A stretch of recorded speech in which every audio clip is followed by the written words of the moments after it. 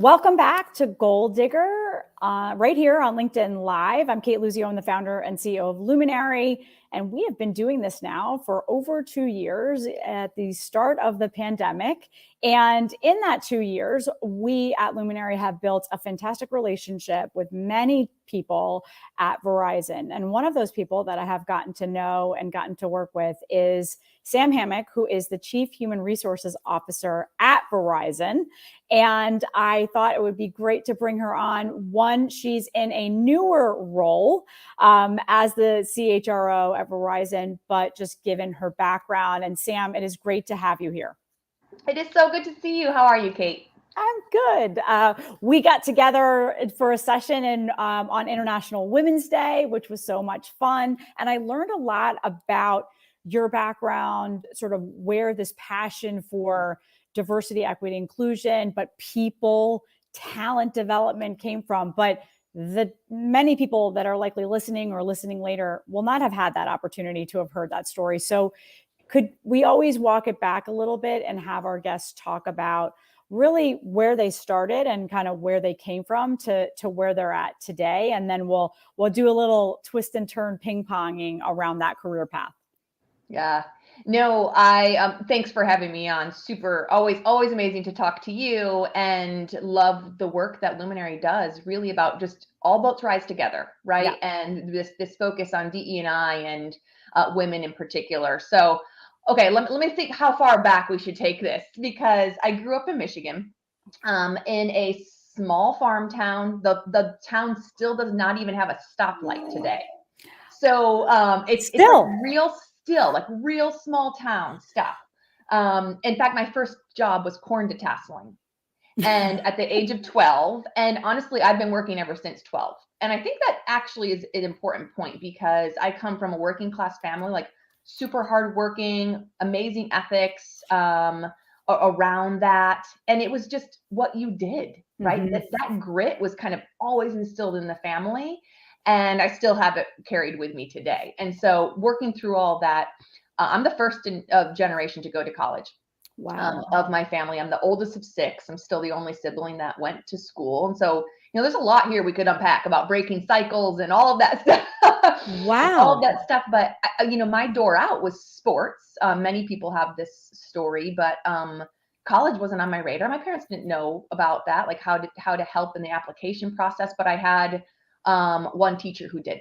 And people talk about mentors and what really shifted that trajectory of your life. And for me, that was it. And so I went to Michigan State. All I knew was I wanted to make money.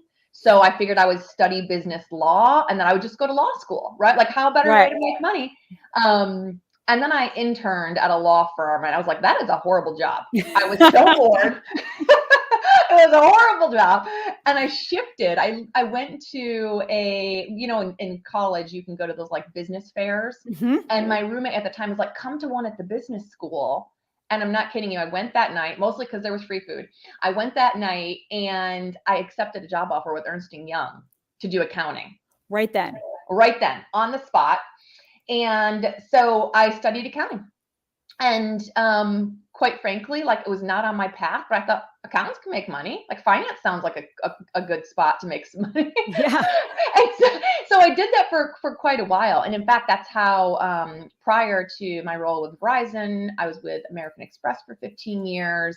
And that's how I got in the doors at American Express, because I'd spent time with JP Chase. Mm-hmm. And so I was there for 6 years. And then I went back into accounting to get in the doors at Amex. And this is kind of an important point too, because it was a little bit of a step back from where I had kind of done with JP Morgan, but I was trying to move.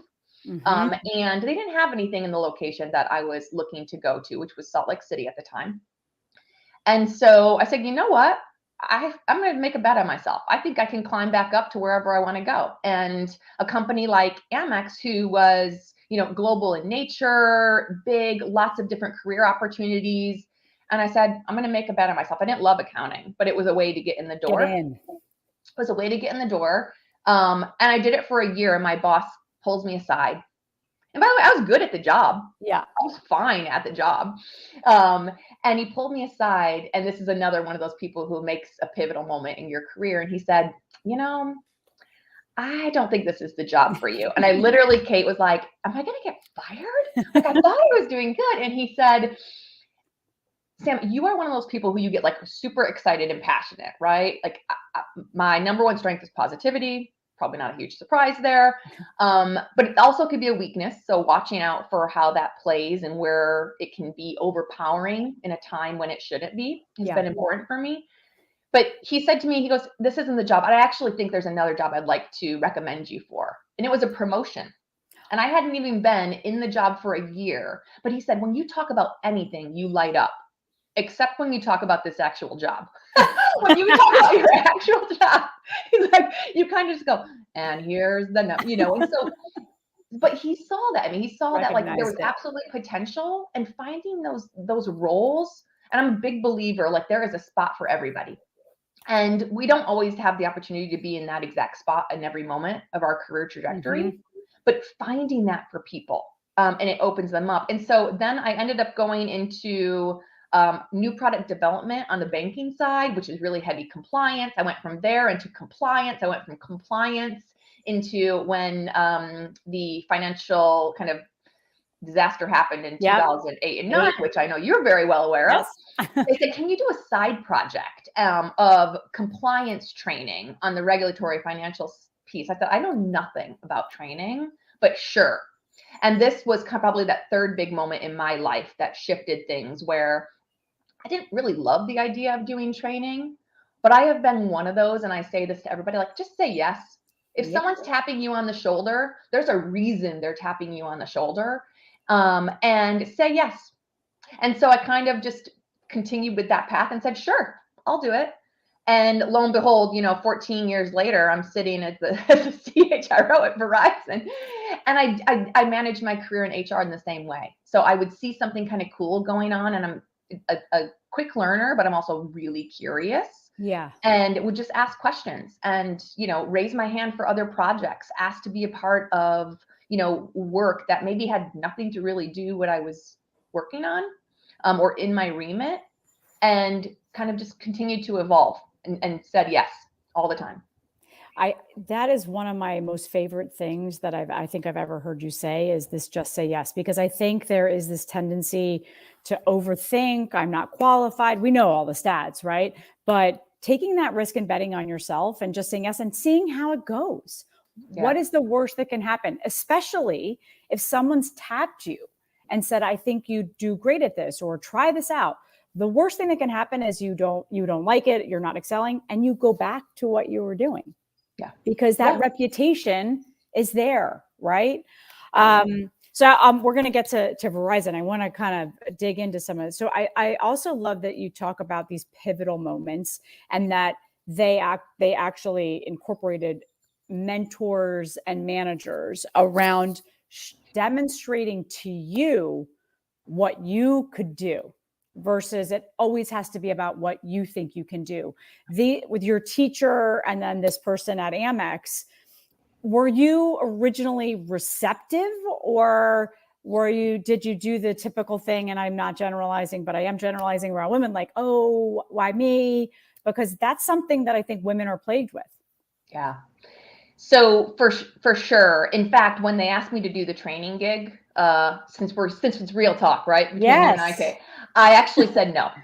I walked in and I was like, and the reason I said no is because I was thinking, here I was like doing like more in the financial realm, financial performance, new product development on the compliance lens of fun card products. Like, it seemed sexy, right? And then they asked me to do training, and I thought it felt like it was being almost like a demotion in my mind. And I thought, gosh, I honestly said this to the boss. I said, are you asking me to do the training because I'm female? Like, I felt like it was an HR thing. And listen, I had never really been that exposed to it. And he said to me at the time, he goes, you know what? It was like 7:30 in the morning. I just walked in the office. He called me in. He goes, walk back out, go grab yourself a cup of coffee, and then come back in. And let's have a do-over. And I walked out, and I thought, he's giving me a chance to come at it from a different lens and have a different perspective. And I thought, I've never said no to something. And I'm going to assume that they have my best interests and this company's best interest at the top of mind. And I'm going to say yes, because to your point, Kate, then I just go do something else. Right. I go back to something else. I try something else because I was leaving it in a great spot. I had a great brand at the time. And so I did come back and say yes. And I've also had moments, and what your question was alluding to, kind of that imposter syndrome, or not right now, right? Like I hear Yep. this from women a lot. I hear this from women a lot, like, oh, I'm not going to go for that promotion because I got a lot going on. I've got small kids at home. Something just happened in my life. Maybe, doesn't matter. Like, I'll wait. Yep. And I've pushed myself to not do that. Yeah. And the reason is, for what? Well, life's not going to slow down. And does the man ask themselves that question? I don't think so. No. And the other thing is, you're already working 40 to 50 hours. So what? It's a promotion. Are you still going to be working that amount of time? Yeah. And you're going to figure it out. So take a chance on yourself and take that bet. That is such great advice around, this taking that bet on yourself. You'll figure it out. And it goes back to, you can always go back, is if things aren't working out as you thought they were, if they are, unreasonable demands on your life, then you have that conversation. But I always say, if you got the job, you got the job. That's 50% of it, right? Someone thought you're the right person for the job. So stop questioning yourself. And it's really, really hard, especially if you feel like, and I did this many times. I didn't have a banking background when I got into banking, and everyone else did. And there was this whole like, oh my God, I gotta work extra hard. And I did, because I needed to learn.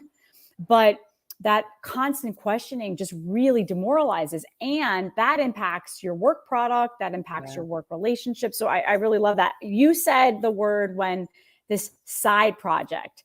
So oftentimes women do get this, they're the go-getters, they're, that's my go-to, my right-hand woman. And so oftentimes women do get that. Can you do this in addition to, when you got that, this is the side project, was this do this side project and this could lead to something, or was this in addition to your job, or this was the new job? It was the new job, but for a defined period of time. Yeah. Okay. So it was hey, take on this project full time for 4 months. Got it. And they didn't backfill my other job, which we all know what that means. Like, you're still answering questions kind of as a side hustle. But I pitched my own job. So we got to the end of the four months, and it really ended up being more like 6. And I discovered that I loved it. Yeah. I loved it. And I love the idea of how people are everything. And no company can exist without them. Yeah. And the fact that we can, just through training for development, investment in our people, you can change the trajectory of companies. You can change the results. We know the data, what it shows. And I became like obsessed. And so I actually wrote a paper and said what my new job should be. Yeah. You built a business case around that role. Built a business case. Sent it to my HRBP at the time, and next thing you know, it happened. So that's something else that I think people, especially women, are often afraid to do, right? If it's not, put in front of them. Kristen Lemkow, who's the CEO of JP Morgan Wealth Management, former CMO, we had her on, I can't remember if it was 2021 or 2020 with the pandemic. And she said, if the job that you want doesn't exist, create it. The worst thing that someone says is no if you present it. But if you build that business case around why that job should exist and why you should fill it, then what do you have to lose? Right? Just say yes, right? Goes back to your just say yes. The other thing that you mentioned around is this idea of taking a step back, or a lateral move, or, there's always this vertical line. I have to go A to B to C. I mean, I'm a Gen Xer, so that's definitely part of what I was taught. But this idea of taking that step back or that lateral move for whatever reason, right? It could be family stuff. It could be to get your foot in the door to another organization or industry. A lot of women are nervous. And I think everyone, not just women, but women are nervous to do that, because they think, well, if I take a step back, I'll never get to where you just talked about. Well, you knew you could climb that ladder to get to the next step. But emotionally, that's something that people have to come to the realization that they can do. How did you get there?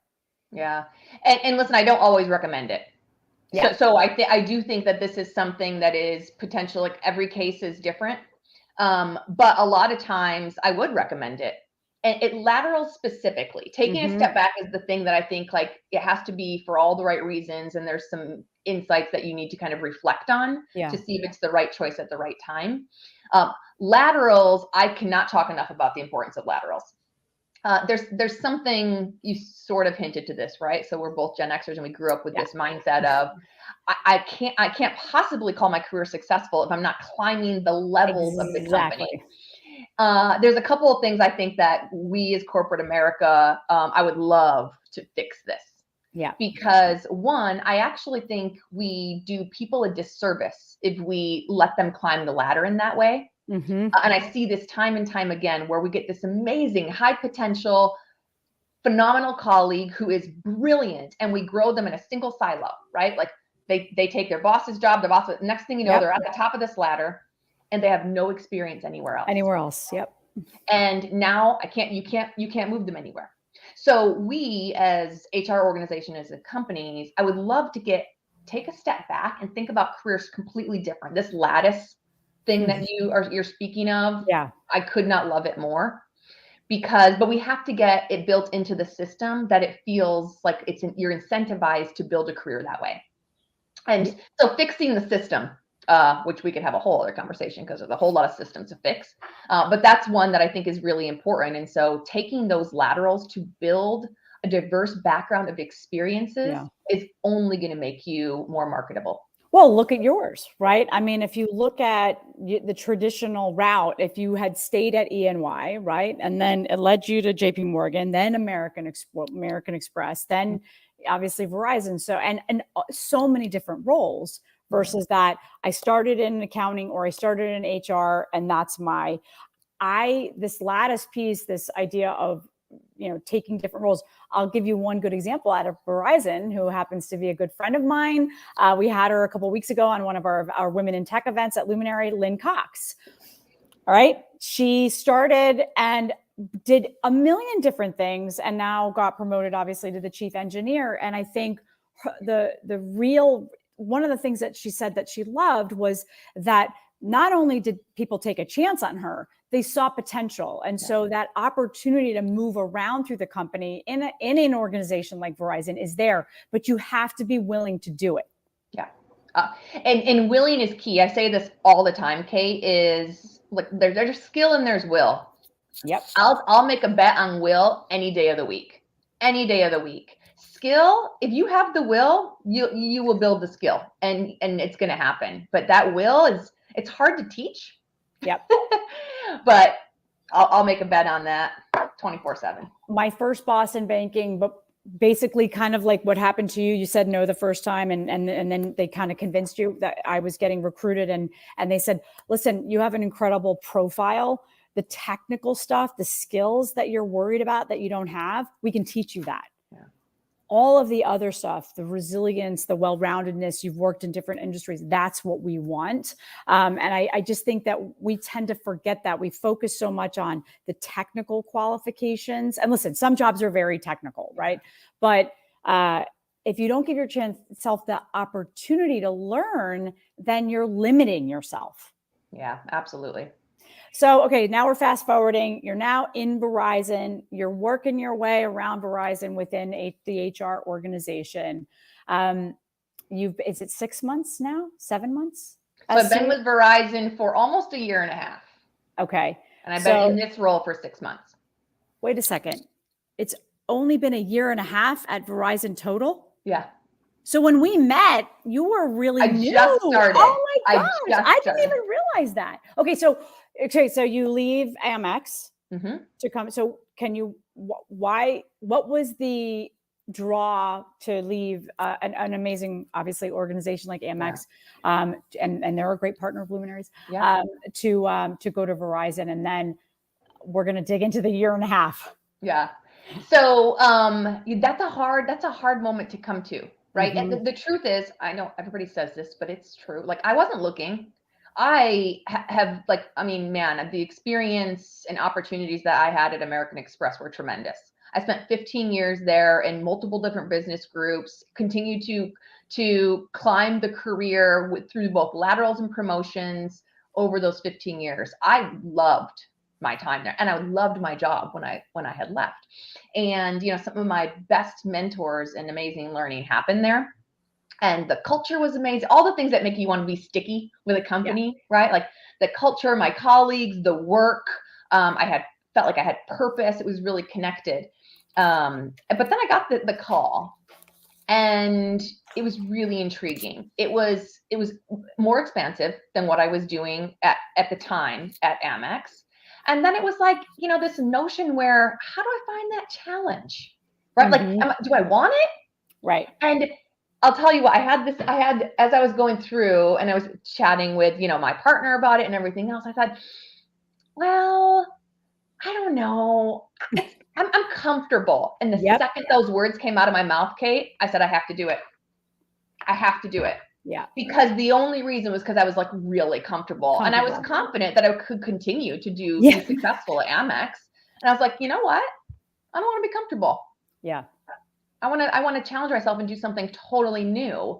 And it was a bigger scale, a different industry. And I said, let's do it. Let's do it. Just say yes. Just say yes. Just say yes. So, okay. So you get to Verizon, and what was the role that you came into when you joined Verizon? Yeah. So when I joined Verizon, I was the head of global talent.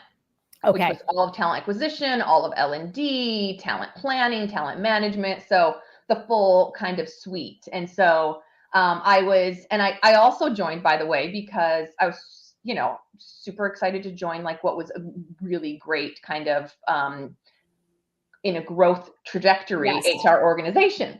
And so I was like, this is going to be really fun. And I was there for 7 months, and then my boss left. Yes, which Christy's been on twice. So so shout out to Christy, who's now at Intel. And it was hard. Like I love, and Christy is still an amazing mentor and friend to me now. And so she left, and I didn't expect anything. But then the process kind of took place over the next few months of what that would look like. And they invited me to be part of the process for selecting the CHRO. And it was a really, really amazing experience. And I feel beyond privileged to have this responsibility. So year and a half. So this is in the midst of the pandemic, you're moving as well. Yes. Right. At this point, is Verizon back in person, or were you still doing everything on Zoom when you took the role? I have never thought about this until you just brought this up, Kate, but this could be really interesting. I started in December 2020. Never even met a person, right? Like I interviewed with Christy and many other peers and colleagues, never met a person in person. 7 months, I didn't meet a person. I didn't meet a person until actually the week that Christy said she was leaving. So, but the thing I had never reflected on is I didn't meet I was invited into the process without having ever met a person anybody face to face. That's where I was getting to. And so building those networks and doing everything virtually and still being able to grow your career, I guess it's possible. It's 100% possible, right? I mean, listen, I think, and I'm very vocal about this. Obviously we need flexibility in our lives for lots of reasons, whether you're a caregiver, a mother, or a parent or not. But we need to get people back in the offices, and there's lots of benefits there. But this idea of being able to build relationships, I mean, we've never met in person, no, right? I mean, think about just that example. For 7 months, you built a network, you navigated this, meeting stakeholders, obviously your teams that reported to you, Hans as the CEO, Christy as your boss, and then they didn't know you face to face, meaning in person, and yet you were invited into that process and then were successful. Like, this idea, and we've talked about it in that session for International Women's Day, this idea of building and strengthening networks in lots of different ways is so critical to our career path. Yeah, absolutely. And I'll be the first to say it takes work. Oh, So to yes. think it just happens is a naive thought. But if you put in that work, and doing it really authentically is also very, very important, which we could have a whole other conversation around, how I think authenticity actually leads to greater success at a quicker pace. Yeah. But we are very afraid to do it. It's a very vulnerable thing that we feel like we have to fit into that cookie cutter. But it takes work, but it is worth every piece of effort. I remember when I left JP Morgan, also one of my hardest career decisions, and joined HSBC. And that is a massive organization, super matrixed. I had like 4 bosses around the world. And one of the things within the first 6 months that one of my bosses said is, I don't know how you've built this network so fast. People know you. And I said, you have to work at it. You have to put in the time. And that's not just within your own organization. That's in general, right? You went from EY, JP Morgan, Amex, Verizon. That doesn't happen just because you're building that network internally. You also have to build that network externally.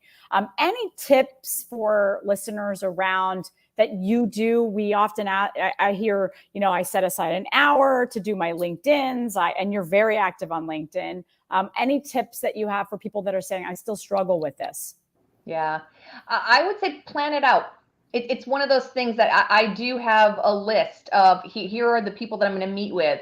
And then every couple of weeks, like if I think about, and I have it internally and externally, to your point, you have to be really thoughtful about that. Sometimes we think like, oh my gosh, it has to be an hour. Yeah. It doesn't. It doesn't have to be an hour. It can be 10 minutes. And so that would be my advice, is to really, truly plan it out and be intentional with the time that you're connecting with people. Yeah, I'm writing that down. I just love that, because I think everyone thinks I have to book an hour. The other thing I think you can, and I'm sure at your level, because I'm sure a lot of people that want your time, right? It's not just you networking, it's people want to network with you. As I used to do this in the banking world, I do it now as an entrepreneur at Luminary, is grouping people together, because they all want your time. And that's great, but there's only so much time you can give. And so you bring them into a Zoom room or a room, and now they're getting that access to you, but they're also learning from each other. And they're building that network in addition to the network with you or myself or someone else. And so I think, but I love the word intention. Yeah, because that's what it is. Totally. Right? In fact, I did a roundtable this morning. So I'm a huge fan of those. I do multiple a week, and I have 20 people, and I bring in that where there's commonality, so they can create a community out of the group as well. Exactly. I mean, I think that we're very much Gen Xers. I don't know I think that's part of it. So with the last minute or so left, I mean, you clearly, the advice and tips I think that you gave in this session, and as I mentioned, for those of you that don't follow Sam on LinkedIn, follow her, because there is a ton of information. I love your yellow Post-it notes, because it's this idea of inspiring and really being, authentic. You are able to bring your authentic whole self to work every day. I think that is something that I've seen you do. For those people that don't yet feel like they can do that, or they're afraid to speak up, or they're afraid to really embrace some of the things that the characteristics that they have about themselves, any advice that you can share? Yeah, don't try to do it all at once. And so, start with one thing. And it can be small, and then start to build on those. For me, and we've never had this conversation, Kate, but I bet you can relate. For me, I remember there was a uniform. There was a uniform. Yep. And I would wear a black or a navy pantsuit with flats every single day and a low ponytail. And I remember, tradition, every single day. And I remember I started small. I was like, this isn't how I would dress. Right. And it's okay to embrace my own style, the femininity of that. And so I actually started to change subtly the way that I dressed. And then I started to add on to that. So that would be my advice, is don't try to do it all at once. If you know you're a different person in work than you are outside, and you want to start to blend it, which I think is, by the way, a recipe for success. Yes. add it on. Like have again, an intentional plan of how you're built into that so that you feel more comfortable. I did the same thing as far as the dress. I was like, I can't wear, I mean, I felt no creativity, right? Yeah. And everyone, my mom used to say, if you dress the best, you'll feel the best, right? So she still says that. But so I love that I did the same thing. I know we're right at time, but there's one more question and I want to ask it because it comes up all the time. The question is, how can someone find a mentor? And this is a tough one, that will be a good fit and help them reach their potential. Yeah. I say two things. One, we were having this conversation yesterday about also mentors find you. Yeah. So there does have to be chemistry. And so if you think you want to be a mentor or something that's not working, don't be afraid to cut it off. Don't be afraid to cut it off. Chemistry is what will absolutely make that relationship valuable and beneficial.